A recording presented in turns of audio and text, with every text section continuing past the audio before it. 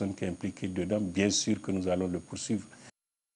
Ils datent pour certains du XIIIe siècle et sont un trésor de l'histoire d'Afrique de l'Ouest. Les manuscrits de Tombouctou étaient menacés de destruction par les islamistes. Ils ont été sauvés et ramenés depuis le nord du pays jusqu'à Bamako. Voyez le reportage de nos correspondants. Derrière cette porte, 800 ans d'histoire jalousement gardée. Voilà la salle des manuscrits qu'on a sauvée de Tombouctou pendant l'occupation. Des milliers de manuscrits anciens classés au patrimoine mondial de l'UNESCO.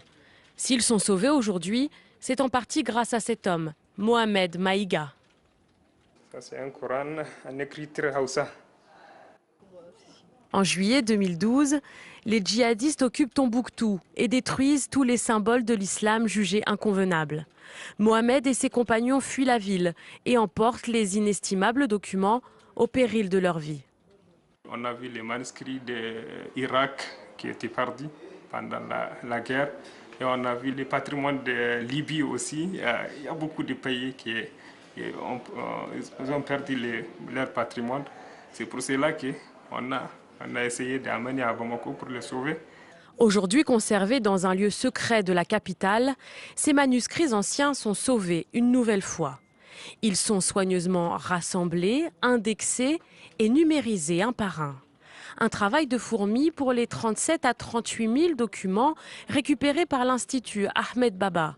Les propriétaires privés en détiendraient 10 fois plus, eux aussi conservés à Bamako.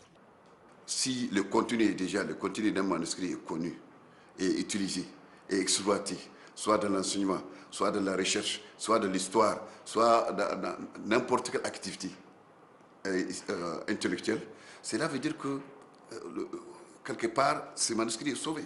Le gouvernement malien, certaines associations et l'UNESCO ont organisé une conférence internationale afin de mieux faire connaître ces trésors. Et voilà pour ce journal d'Afrique. Restez avec nous, l'info continue sur France 24.